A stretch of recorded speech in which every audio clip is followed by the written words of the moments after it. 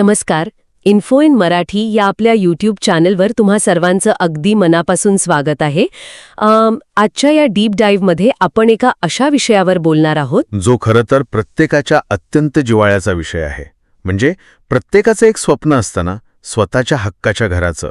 अगदी बरोबर. आणि हे चॅनल आपण सुरूच या उद्देशाने केलंय की महाराष्ट्रातील कायदे, जमिनीचे व्यवहार, महसूल विषय आणि सरकारी निर्णय याबद्दल अत्यंत साधी, सोपी आणि खात्रीशीर माहिती लोकांपर्यंत पोहोचावी. म्हणजे विनाकारण क्लिष्ट कायदेशीर भाषेत न अडकता. हो ना, कारण सामान्य नागरिकांना या गोष्टी समजणं खूप गरजेचं आहे, विशेषतः जेव्हा ते आपली आयुष्यभराची पुंजीपणाला लावतात. नक्कीच. आणि म्हणूनच आजचा आपला विषय याच स्वतःच्या हक्काच्या घराभोवती फिरणारा आहे. म्हणजे बघा, जेव्हा एखादा सामान्य माणूस लाखो रुपये खर्चून फ्लॅट घेतो तेव्हा त्याला वाटतं की आता हे घर पूर्णपणे माझं आहे. पण तो फ्लॅट खऱ्या अर्थाने त्याच्या मालकीचा असतो का?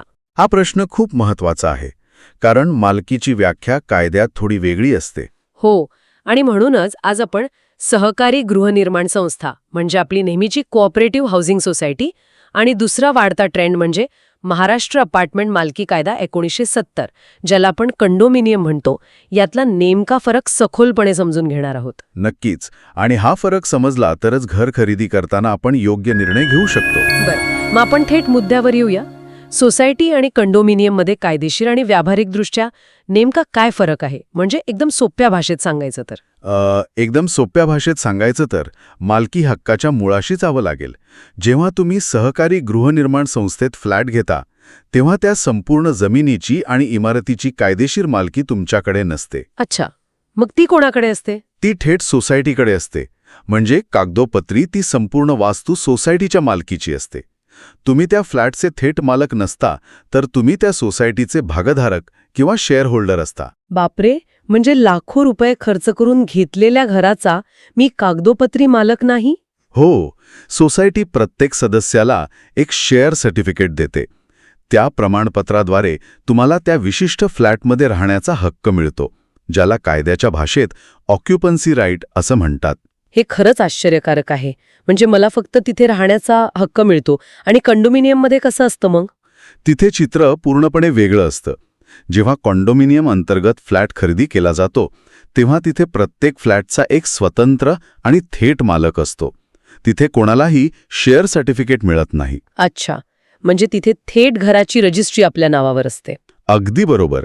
त्या फ्लॅटच्या त्रिमितीय जागेवर म्हणजे 3 डायमेन्शनल स्पेसवर तुमची पूर्ण आणि थेट मालकी असते.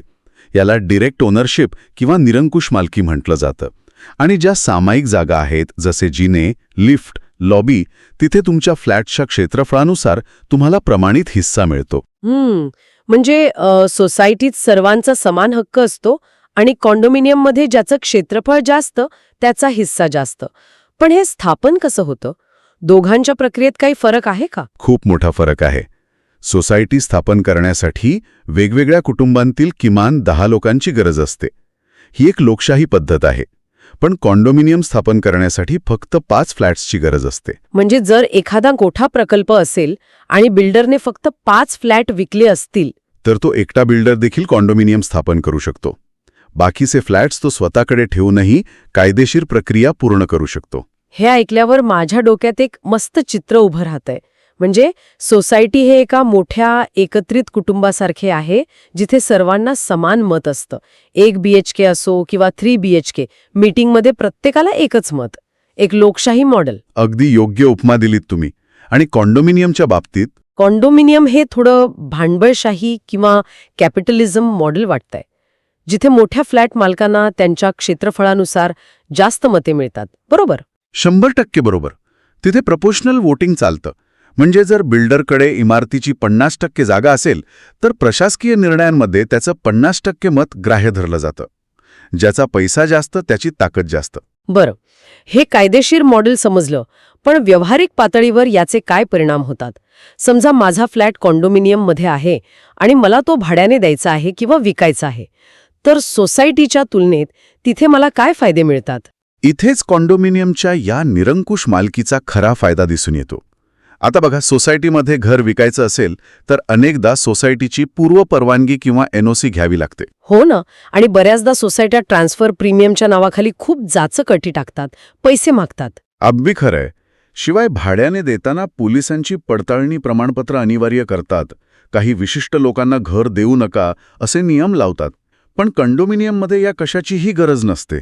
म्हणजे मी माझं घर कोणालाही विचारल्याशिवाय विकू किंवा भाड्याने देऊ शकते. होय, तुम्हाला पूर्ण स्वातंत्र्य असतं.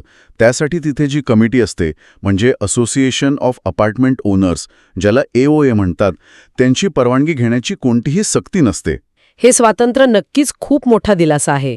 आणि समजा बँकेतून कर्ज घ्यायचं असेल तर तिथेही हा मालकी हक्क उपयोगी पडतो का? नक्कीच पडतो. सोसायटीमध्ये कर्ज घेताना शेअर सर्टिफिकेट, NOC हे सगळे प्रशासकीय अडथळे येतात. पण कंडोमिनियममध्ये मालमत्तेची थेट मालकी असल्यामुळे तुम्ही ती थेट बँकेत गहाण म्हणजे मॉर्गेज ठेवू शकता. बँकांनाही अशा मालमत्तांवर कर्ज देणं सुरक्षित वाटतं. आणि वारसा हक्काच्या बाबतीत काय? कारण सोसायटीत नॉमिनेशनचा मोठा गोंधळ असतो नेहमी. बरोबर. सोसायटीत नामांकन कतहीमुळे अनेकदा कायदेशीर गुंतागुंत निर्माण होते. पण कंडोमिनियममध्ये मालमत्ता हस्तांतरण हे थेट मृत्यूपत्राद्वारे म्हणजेच विलद्वारे किंवा वारसा हक्क कायद्यानुसार थेट वारसांच्या नावावर होतं. तिथे नामांकनाचा अडथळा नसतो. हे सगळं ऐकायला खूपच चांगलं वाटतंय. म्हणजे खरेदीदारांसाठी हे मॉडेल खूप सोयीस्कर आहे. पण मग इथे मला एक मोठा प्रश्न पडतो. कोणता प्रश्न? जर हे इतकं चांगलं आहे तर आजकाल बरेच बिल्डर स्वतःहून सोसायटी न बनवता कंडोमिनियमच का बनवतात? कारण कसं आहे, रिअल इस्टेटमध्ये बिल्डरचा फायदा असल्याशिवाय तो असं काही करत नाही. यात काही छुपी अट किंवा कॅच आहे का? हाच या संपूर्ण चर्चेतला सर्वात कळीचा मुद्दा आहे. बघायला गेलं तर बिल्डरच्या दृष्टीने कंडोमिनियम स्थापन करणं सोपं असतं. 10 लोकांची वाट पाहावी लागत नाही.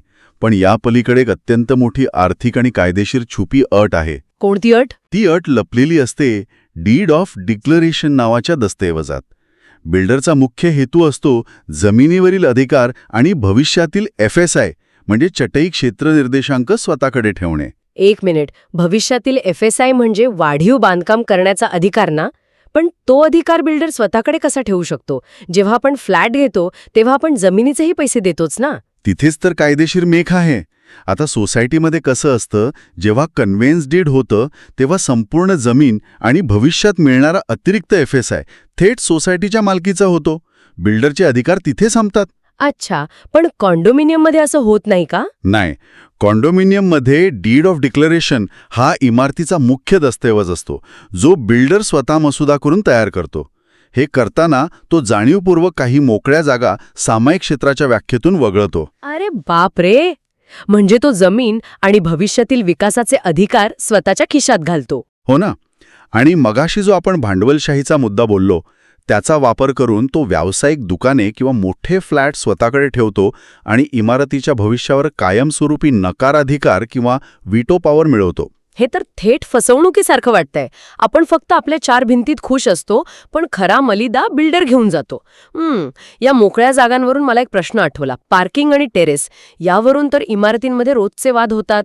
हो, पार्किंग आणि गच्चीवरून खूप महाभारत घडतं. मग मला सांगा, बिल्डर ओपन पार्किंग किंवा टेरेस स्वतंत्रपणे कोणाला विकू शकतो का? खूप ज्वलंत प्रश्न आहे. सर्वात आधी पार्किंगचा बघूया. यावर सर्वोच्च न्यायालयाचा नहालचंद लालूचंद हा एक अत्यंत ऐतिहासिक निकाल आहे. काय सांगतो हा निकाल? पूर्वी बिल्डर मोकळ्या किंवा स्टील्ड पार्किंगला गॅरेज नाव देऊन विकायचे. पण सर्वोच्च न्यायालयाने स्पष्ट केलं की गॅरेज म्हणजे ज्याला 3 बाजूंनी भिंती आणि वर छप्पर आहे. स्टील्ड किंवा ओपन पार्किंगला कोणत्याही परिस्थितीत गॅरेज म्हणता येणार नाही. म्हणजे ते सामायिक क्षेत्र आहे. अगदी बरोबर. ते कॉमन एरिया आहे आणि कायद्यानुसार बिल्डर ते कोणालाही स्वतंत्रपणे विकू शकत नाही. तर घरं खरेदीदारांसाठी खूप मोठा दिलासा आहे. कारण ओपन पार्किंगसाठी लाखो रुपये मोजणं ही एक मोठी लूटच होती. पण मग टेरेसचं काय? साधारणपणे गच्ची सर्वांची असते असं आपण मानतो. टेरेसच्या बाबतीत कायदा थोडा अधिक गुंतागुंतीचा आहे. साधारणपणे खुलं छप्पर हे सार्वत्रिक सामायिक क्षेत्र असतं. पण कंडोमिनियम कायद्यात एक तांत्रिक अपवाद आहे. मर्यादित सामायिक क्षेत्र किंवा लिमिटेड कॉमन एरिया. म्हणजे काही लोकांसाठीच राखीव असलेली जागा. हो. याचा अगदी अलीकडचा म्हणजे 2025चा मुंबई उच्च न्यायालयाचा सुप्रीम चेंबर्स खटला पाहण्यासारखा आहे. काय घडलं होतं या सुप्रीम चेंबर्स खटल्यात? अंधेरीतल्या एका व्यावसायिक इमारतीत एका कंपनीने 55 कोटी रुपये देऊन काही युनिट्स घेतले. त्यांच्या डीड ऑफ डिक्लेरेशनमध्ये बिल्डरने 11व्या मजल्यावरील सेगमेंट A टेरेसला स्पष्टपणे मर्यादित सामायिक क्षेत्र म्हणून केवळ त्याच कंपनीसाठी राखीव ठेवलं होतं. अच्छा, मग बाकीच्या सदस्यांनी आक्षेप घेतला असेल ना? हो. AOAने न्यायालयात धाव घेतली. पण उच्च न्यायालयाने त्यांचा दावा फेटाळला. न्यायालयाने स्पष्ट केलं की जर डीड ऑफ डिक्लेरेशनमध्ये अत्यंत स्पष्टपणे एखाद्या टेरेसला विशिष्ट युनिटसाठी राखीव ठेवलं असेल तर तो त्या मालकाचा कायदेशीर आणि अनन्य अधिकार ठरतो. बाप रे! याचा अर्थ असा की जेव्हा आपण फ्लॅट घेतो तेव्हा फक्त आपला खरेदी करार बघून चालणार नाही, संपूर्ण इमारतीचं डीड ऑफ डिक्लेरेशन डोळ्यात तेल घालून वाचलं पाहिजे. 100%. ते डिक्लेरेशन म्हणजे तुमच्या इमारतीचं संविधान आहे. त्यात जे नोंदणीकृत झालं तेच अंतिम सत्य. हे सगळं आजच्या घडीला ठीक वाटतं, पण जेव्हा 30-40 वर्षांनी ह्या इमारती धोकादायक होतात, त्यांच्या पुनर्विकासाची म्हणजेच रिडेव्हलपमेंटची वेळ येते, तेव्हा काय होतं? विशेषतः मुंबई, पुण्यात हा खूप मोठा प्रश्न आहे. हो, आणि इथेच कॉन्डोमिनियमचं हे वैयक्तिक स्वातंत्र्य कधीकधी अडचणीचं ठरतं. पूर्वीच्या काळी कॉन्डोमिनियमचा पुनर्विकास करणं म्हणजे एक दुःस्वप्न होतं. ही वेगळे नियम होते का? हो, कारण पूर्वी पुनर्विकासासाठी 100% एकमताची गरज होते. म्हणजे 100 पैकी 99 लोकांनी होकार दिला आणि एकाने जरी अडेलतट्टूपणा करून विरोध केला तरी प्रकल्प थांबायचा. हा तर पूर्णपणे अव्यवहार्य नियम होता. एखादी जुनी इमारत पडण्याची वेळ आली आणि एका व्यक्तीच्या विरोधामुळे सगळ्यांचा जीव धोक्यात, यावर सरकारने काही तोडगा काढला की नाही? नक्कीच काढला. 2018 मध्ये कायद्यात कलम 6 समाविष्ट केलं गेलं. त्यानुसार ती 100% एकमताची जाचक अट रद्द करून फक्त 51% बहुमताची संमती पुरेशी करण्यात आली. हा खूप चांगला निर्णय आहे, पण तरी एक व्यावहारिक अडचण येतेच ना. समजा 51% लोकांनी होकार दिला, पण उरलेल्या काही लोकांनी घर खाली करायलाच नकार दिला, तर बिल्डर काय करणार? हाच तो खरा प्रॅक्टिकल प्रॉब्लेम होता. म्हणूनच नुकताच 2023 मध्ये सरकारने आणखी एक कडक सुधारणा करत कलम 6 आणलं.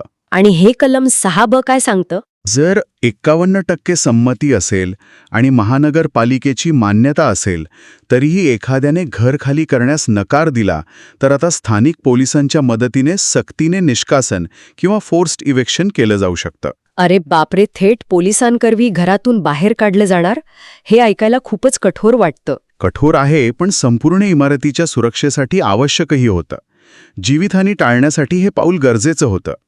अर्थात बिल्डरला त्या विस्थापित मालकांना पर्यायी व्यवस्था किंवा योग्य भाडं देणं कायदेशीररित्या बंधनकारक असतं. तेही बरोबर आहे. त्यांना वाऱ्यावर सोडता येत नाही. बरं, आता हा पुनर्विकासाचा मुद्दा स्पष्ट झाला. आता मला सांगा, प्रशासकीय बाजू कशी असते? सोसायटीत कमिटी असते, चेअरमन असतो. कंडोमिनियममध्ये हे कोण बघतं? तिथे अपार्टमेंट मालकांची संघटना म्हणजेच AOA असते. किमान 5 मालकांचे डीड ऑफ अपार्टमेंट नोंदणीकृत झाल्यावर फॉर्म ABCD भरून याची नोंदणी होते. बँक खाते, इंडेम्निटी बॉन्ड आणि उपविधी सादर करावे लागतात. आणि या AOAचे अधिकार सोसायटी कमिटीसारखेच असतात का? म्हणजे कोणी नियम मोडले तर ते कारवाई करू शकतात? इथेच मोठा कमकुवत दुवा आहे. AOA देखभाल खर्च गोळा करते, पण सोसायटीप्रमाणे त्यांना कोणालाही घरातून हाकलून देण्याचा किंवा कठोर कारवाई करण्याचा थेट अधिकार नसतो. मग जर कोणी देखभाल खर्च दिलाच नाही तर AOA त्यांना सहकार न्यायालयात खेचू शकत नाही. त्यांना थेट दिवाणी न्यायालयात म्हणजे सिव्हिल कोर्टमध्ये दावा ठोकावा लागतो. आणि दिवाणी न्यायालयातील खटले किती खर्चिक आणि वेळखाऊ असतात हे वेगळं सांगायला नको. हो ना, वर्षानुवर्षे तारखाच पडत राहतात तिथे. म्हणजे आजच्या या सखोल चर्चेतून एक गोष्ट स्पष्ट होतीये की घर घेताना केवळ फ्लॅटच्या रंगाला किंवा टाईल्सला भुलून चालणार नाही. त्यामागील कायद्याची भिंत किती भक्कम आहे हे पाहणं जास्त गरजेचं आहे. अगदी बरोबर. या संपूर्ण चर्चेचा थोडक्यात सारांश मांडायचा झाला तर कंडोमिनियम अंतर्गत खरेदीदाराला घराची निरंकुश मालकी मिळते. घर विकण्याचे, भाड्याने देण्याचे स्वातंत्र्य मिळते, पण डीड ऑफ डिक्लेरेशन बारकाईने वाचणे अनिवार्य असते. आणि पुनर्विकासासाठी आता 51% संमतीचा आणि सक्तीच्या निष्कासनाचा नियम आल्याने धोकादायक इमारतींचा प्रश्न मार्गी लागला आहे. पण प्रशासकीय पातळीवर दिवाणी न्यायालयावर अवलंबून राहावे लागणे हा एक मोठा कमकुवत दुवा आहे. होय. आणि या विश्लेषणाअंती मी प्रेक्षकांसाठी एक विचार करायला लावणारा मुद्दा मांडू इच्छितो. नक्कीच, सांगा ना. कंडोमिनियममुळे आपल्याला आपल्या 4 भिंतींच्या आत अमर्याद स्वातंत्र्य नक्कीच मिळतं, पण त्याच वेळी आपण वाढीव FSI आणि मोकळ्या जागेवरील हक्क बिल्डरला देऊन बसतो. मग असा विचार करा की हे अमर्याद वैयक्तिक स्वातंत्र्य खऱ्या अर्थाने आपल्या फायद्याचे आहे की प्रशासकीय अडथळे असले तरी जमिनीची सामूहिक मालकी असलेली सोसायटीज भविष्यातील आर्थिक सुरक्षेसाठी अधिक शाश्वत आहे? हा प्रश्न खरोखरच विचार करायला लावणारा आहे. अमर्याद वैयक्तिक स्वातंत्र्य की जमिनीची सामूहिक सुरक्षा याचा विचार प्रत्येक घर खरेदीदाराने करायलाच हवा. तुम्हा सर्वांना आमच्या इन्फो इन मराठीवरील या डीप डाईव्हमधून मिळालेली ही सखोल कायदेशीर माहिती नक्कीच उपयुक्त वाटली असेल. आणि ही माहिती तुम्हाला भविष्यातील फसवणुकीपासून वाचवू शकते. अगदी खरंय. तर प्रेक्षकांनो, जर तुम्हाला ही चर्चा आवडली असेल तर या व्हिडिओला लाईक करा, तुमच्या मित्रपरिवारासोबत शेअर करा आणि अशाच साध्या, सोप्या, खात्रीशीर माहितीसाठी इन्फो इन मराठीला नक्की सबस्क्राईब करा. आणि हो, जमिनीचे व्यवहार किंवा रेरा कायदे यावर तुम्हाला आणखी माहिती हवी असेल तर आम्हाला कमेंट्समध्ये नक्की कळवा. हो, खाली कमेंट बॉक्समध्ये नक्की सांगा. पुढच्या वेळी जेव्हा नवीन घराच्या चाव्या हातात येतील तेव्हा लक्षात असू द्या की त्या केवळ दाराच्या नाही तर अनेक कायदेशीर अधिकाऱ्यांच्या चाव्या आहेत. पुन्हा भेटूया अशाच एका नव्या आणि महत्त्वाच्या विषयावर. धन्यवाद.